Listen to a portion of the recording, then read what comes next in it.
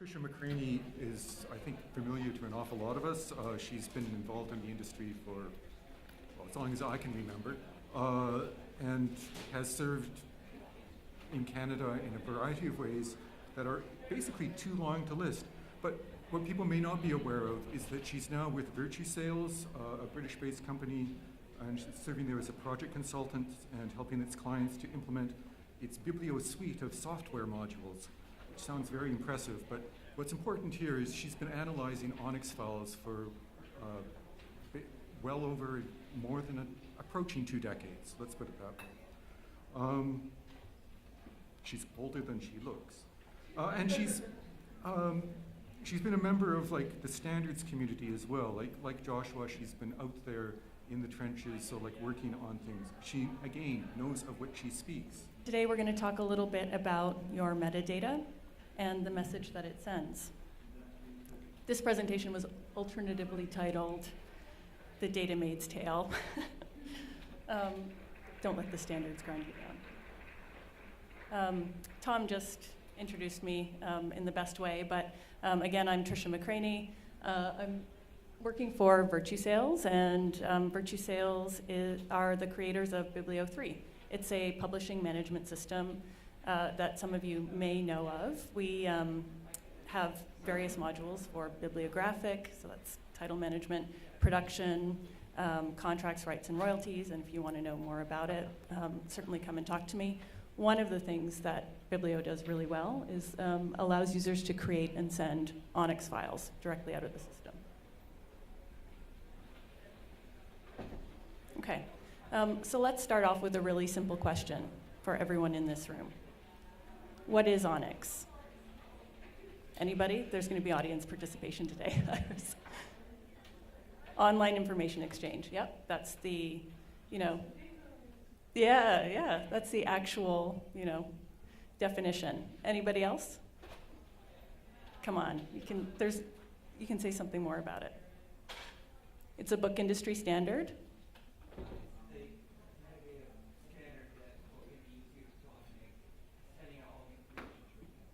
Exactly. It's global. So book industry is not just North America, but everyone. It's an XML message. I wanted to ask that question because sometimes we assume that we know what it is and why we use it.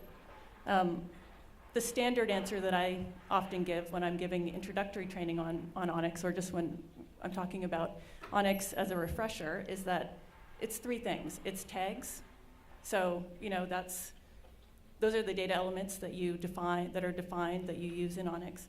It's code lists, so the standard, controlled vocabulary used by publishers and maintained by editor in the UK. And it's data. That's the stuff that you, as publishers, create and put in the message. So it's simple. That's it. Tags plus code lists plus data. If anybody who doesn't work with Onyx or who within your publishing houses does not want to know about it, and I know you know people like that, asks what it is, this is the simple formula. Tags plus code lists plus data. And obviously tags make up composites, which are collections of tags that describe the data elements within Onyx. But many years ago, I heard someone at a conference, an unknown guy, I don't know who he was, so if you are him or if you know him, please tell me, describe it this way. Onyx is your marketing message. And that really drills down to the heart of it. At the time, I heard somebody say that and I kind of dismissed it. I thought, of course it is, it's obvious. But over time, over the years, I keep coming back to this idea and this suggestion that that's what Onyx is. It's your marketing message. And within our publishing houses, we have to start really treating it that way. I know that in the previous session, we had a hands up for how many people work in marketing. So in this room, how many of you are in marketing? Good, yeah. And how many of you are working with Onyx? Sort of. And how many of you have more than one person in your organization working with Onyx? Good. Hey, that's a good show of hands. That's great. Okay, so within the next few slides, I'm going to center on this idea that that's what Onyx is. It really is your marketing message, and it's important not to lose sight of that. Okay, and as we talk about this, I'm going to talk about who you send that message to, the recipients, consumers, and then what it means for you, what you can do yourself to enhance your Onyx knowledge and message. Okay, so for recipients. Recipients are, of course, your trading partners, they're retailers, they're distributors, they're aggregators of your data. Every Onyx message that you create, that you send, has to go somewhere. Nobody creates them just for fun, for kicks and giggles, I don't think, maybe one or two. But that's what we think of when we think of recipients, or anyone who's actually receiving your Onyx data. And those recipients can be big, John Ingram on the top left. They can be small but mighty. There's Noah Booknet, our gracious host today. They can be hip and cool, like Kobo, Michael Tamlin there on the right. They can be blue, Heather Reisman, omni-channel, cultural department stores. They can be East Coast, Len Riggio, Barnes & Noble, and they can be West Coast, Jeff Bezos, and in a snowy mountain hideaway somewhere. But the question that I want to ask you is, how many of you know your data recipients? How many of you have personal contacts at your data recipient, within your data recipient offices? A few of you. Yeah. How many of you let somebody else handle it? If you have to send an Onyx file somewhere, there's somebody else that does it for you. Yeah. Yeah. So a bit of both in this room. Whatever model you're using, it's important to know those contacts. Your recipients, these people, and the people who work with them, you need to know who they are. All of those recipients, whether they're big or small, have their own preferences, their own abilities in terms of ingesting Onyx, and their own ways of providing feedback or not. And the question that really comes around is, so what do they care about? It's going to be different for each of them. The notion that you can create one Onyx file and send it to everybody, we all know it's just not true. But each of those recipients has their own way of processing Onyx, their own guidelines, and it's important to know those as well. Okay, so what do they care about? Number one, dates. Also status and market. So when we talk about these things, we're talking about the when and the where. And that information in your Onyx file needs to be not only accurate, but it needs to be meaningful. We're talking about timelines, we're talking about the availability of your products. And any Onyx file that you send out needs to state that clearly, each of those things clearly. So when we talk about dates, let's start with publication dates. Simple question, what's a pub date? What's your publication date? How do you define it? Somebody. I heard Margaret say, oh my God. Right, somebody throw out an answer, anything. Well, I explained it to our office, saying publication date is the date that we expect the book to be available everywhere for sale, and then we target our marketing for that. Okay, yep, how many people here agree with that? How many think it's maybe the date that your book ships from the warehouse? No? How many think it's the street date or the on sale date? How many think it's the date that you first publicize a book, when it goes on pre-sale? Yeah, these are all answers that I've heard to that question. What is your pub date? The point being that there's a good amount of agreement in this room, which is great. It means that probably some of you have read the standard and are actually using the definitions there. But there can be wide variety in how a pub date is defined. Now, what about the on sale date? We don't need to define the on sale date, it's pretty clear. But what we need to know about it is who needs to receive it. So the publication date, who do you send it to? Everybody? Nobody? A couple of recipients? Everybody. Everybody gets the pub date, no matter how you define it, you send it to everybody no matter what. What about the on sale date? Anybody know? Okay, the on sale date goes to recipients of your digital products. So anybody receiving your ebook data needs the publication date and the on sale date.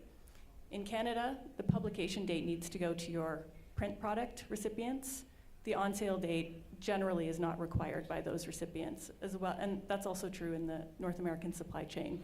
Generally, it's great to send both to everybody, but particularly for ebooks, you need the on sale date. Why? The on sale date tells those retailers when the book can first be downloaded and made available for purchase. Okay, so that's dates. Embargo dates, I know you guys know what an embargo date is. We don't need to talk about that, but if there is one, absolutely send it early, send it often, make sure everybody knows what it is and observes it. Okay, I do want to mention there is a piece on BookNet Canada's wiki about date recommendations for Canadian publishers. This is just a little snippet of it here. Tom put it together. If you haven't seen it, it's really an excellent resource. Go check it out, use it, consult it, go back to it. I do, even though I talk about this a lot.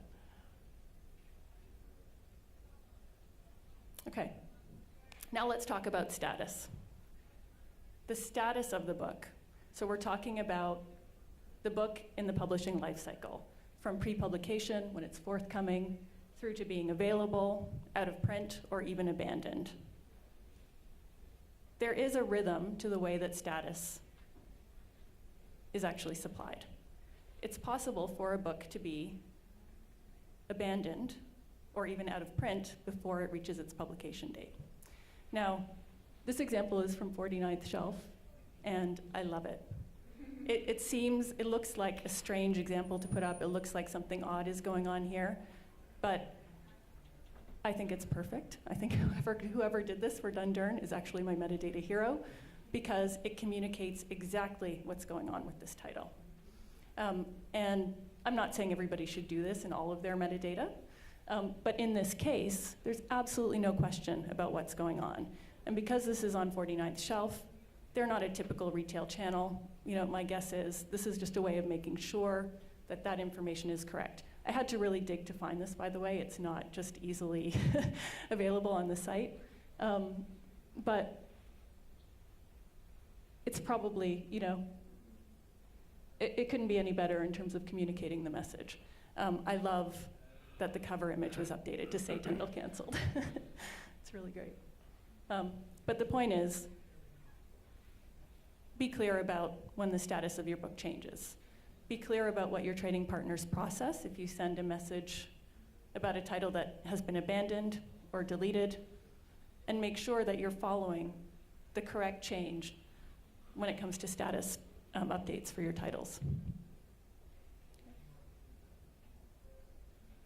Okay, the next one, and this is a big one, market. Market is a huge and unwieldy thing in Onyx. It's different in Onyx 2.1 than it is in Onyx 3.0. How many of you in this room are doing 3.0? Anybody? Some of you, yeah, good. And are you doing it for specific product lines or just for ebooks specifically? Good, yeah, that's what I thought. Okay, so sales rights. When we're talking about communicating market data in Onyx, there are three things that you really need to know about. The first is sales rights. The second is the market or territory. And the third is the supplier. So sales rights, when they're communicated in Onyx, describe the rights that you as a publisher hold. So the rights that you've acquired from the author, the contributors, the creators. And then the market or territory, which can be described in Onyx as a region, so it could be world or it could be US and Canada, describes where you're selling it now. So you may have acquired world rights under that rights you acquired banner. You may be communicating in Onyx that you're selling it in the US and Canada, and that's all you're saying for now. But you've protected your own copyright by saying you acquired world rights.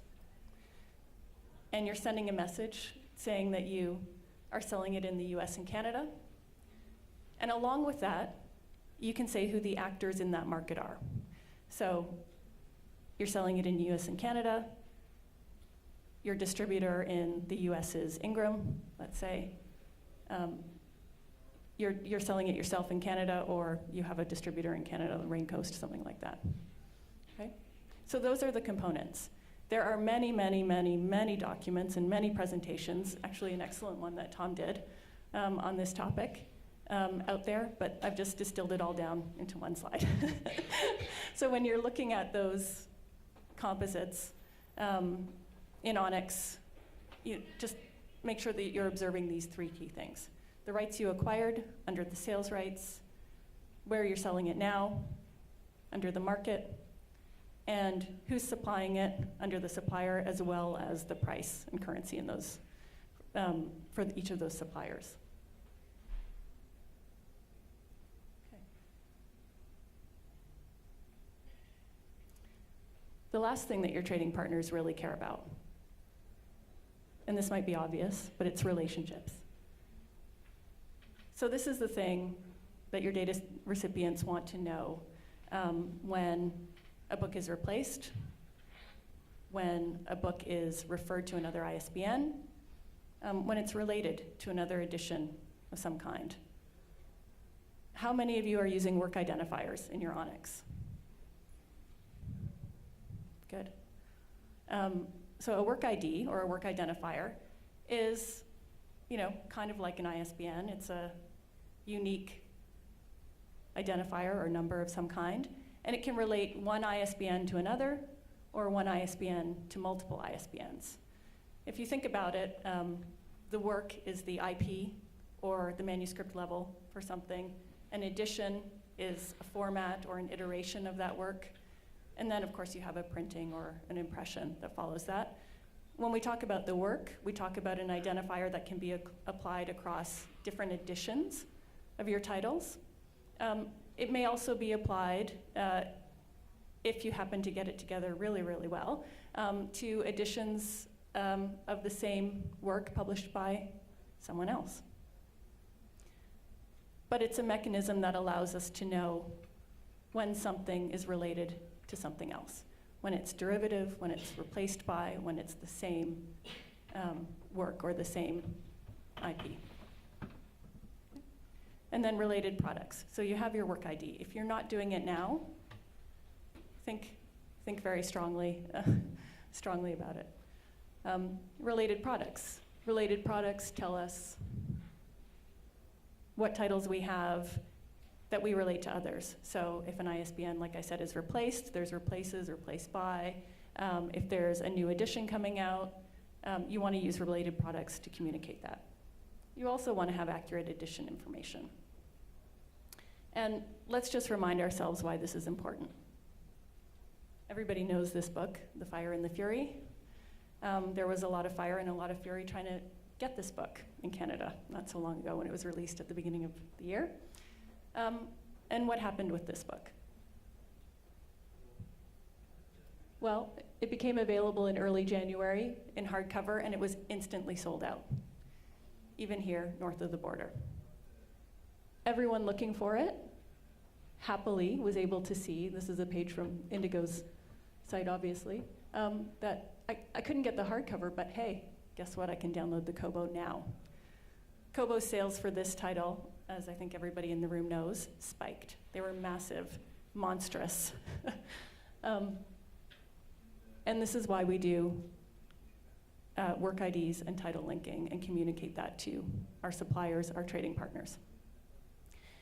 And that brings us to consumers, because this really satisfied a lot of consumers looking for the book when they could get the ebook when that may not have normally been their first pick, or the audiobook, as it happens. Okay, so consumers. A better term might be readers, but they're your readers, and they're the people who love them and buy things for them. What do they want? They want accurate information about your books. That's easy to find. They want what they want, when they want it, where they want it. And it needs to be consistent and authoritative, the information that you're circulating when you're thinking about consumers. We all know the main points here. Be consistent and authoritative with your author and contributor information, your series information. Huge. Everybody in the supply chain wants good series data. It is never maintained well, or rarely. It probably is by Bloomsbury for Harry Potter, and beyond that, it's a steep downhill. But authoritative data about author and series, super important. And I like to put audience and subject together because they sort of complement each other. If you think about a juvenile subject code, you got to make sure your audience, the audience that you're communicating, goes with it. But those are ones that we kind of all know about. Now let's look at why they're important. So searching on Love You Forever, Canadian classic, tons of editions out in the market. I clicked on the first result, which was a hardcover, Robert N. Munch. Second result, paperback, Robert Munch. Luckily, these two are linked because everybody knows this title and everybody knows Robert Munch. But let's imagine your author had a name that was a little more generic, a little more common, right? Let's say he was Robert Smith. You got to be consistent about your author and contributor information and about linking the titles in your data where you can. Other than that kind of consistent and authoritative data, your information needs to be fielded properly. And that means putting it where it should be in Onyx. If you're unsure, ask your trading partners where they want it. Know where they're picking it up. And for marketing or marketing collateral or copy, support it with simple HTML. Don't go crazy. Bold, italics, maybe not much more. Everybody can take that. And it really helps ensure that nothing goes wrong.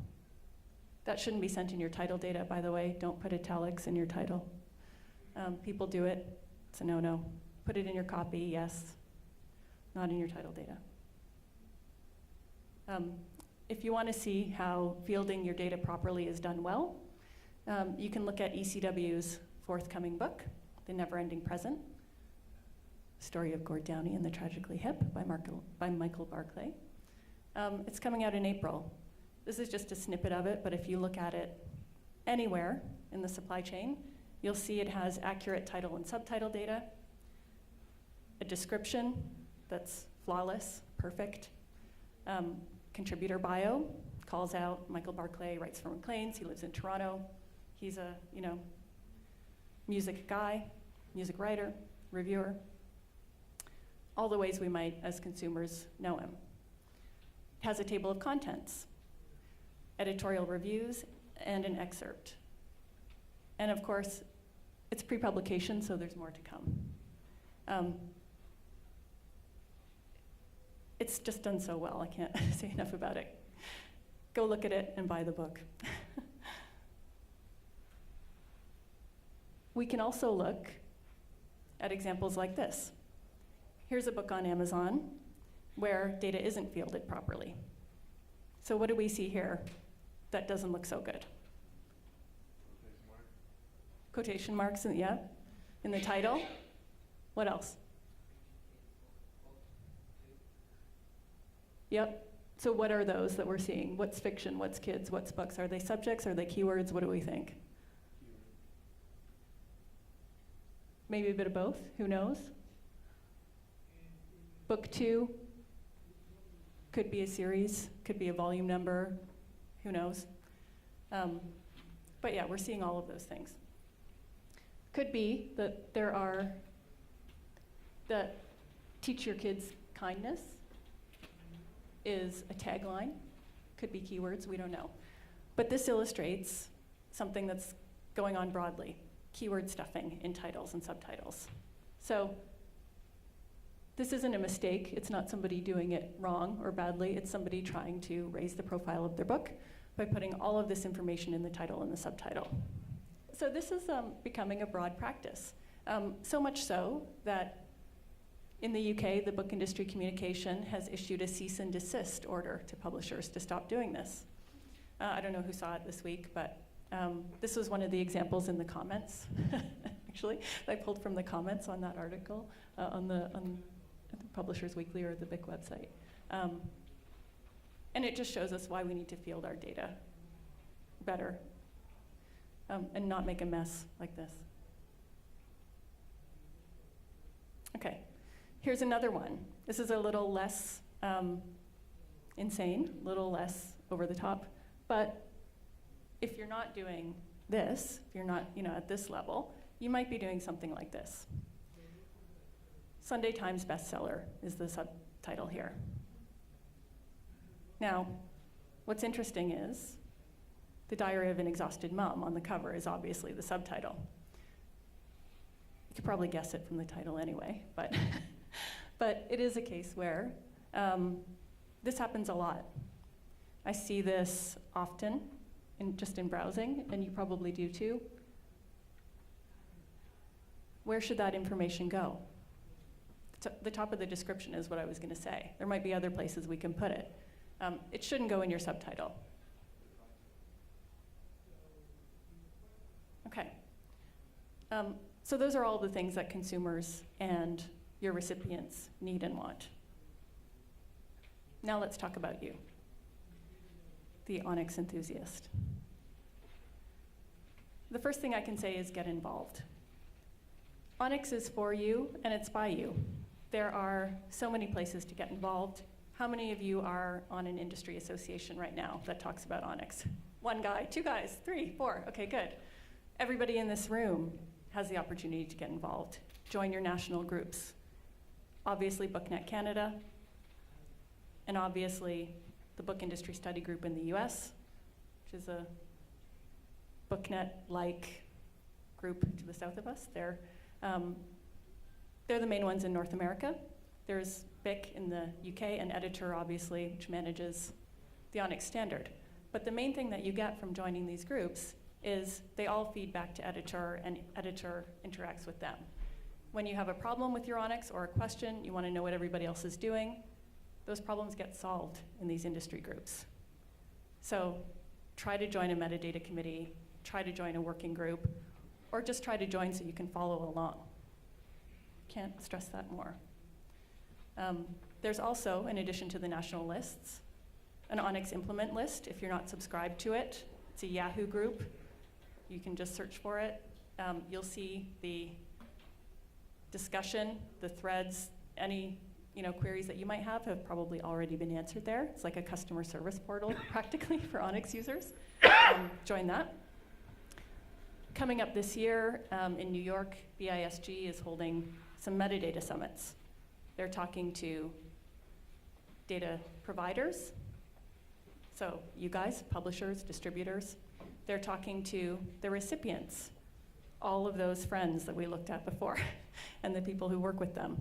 And then they're holding a joint summit where actually everybody's coming together in one room in September.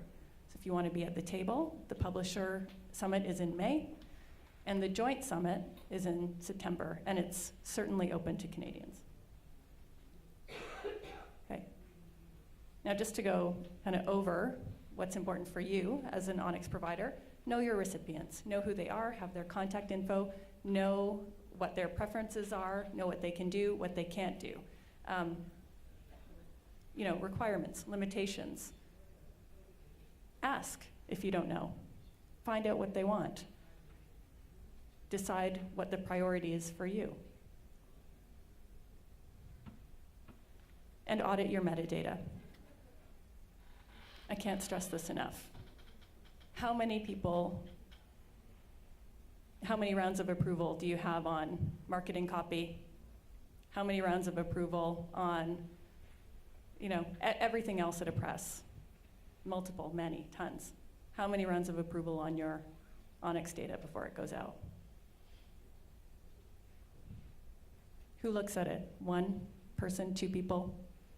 You know, start thinking about how you can audit that data and look at it. And know your future roadmap. That means, are you thinking about Onyx 3? Are there product lines that support it that you need to be thinking of, looking at?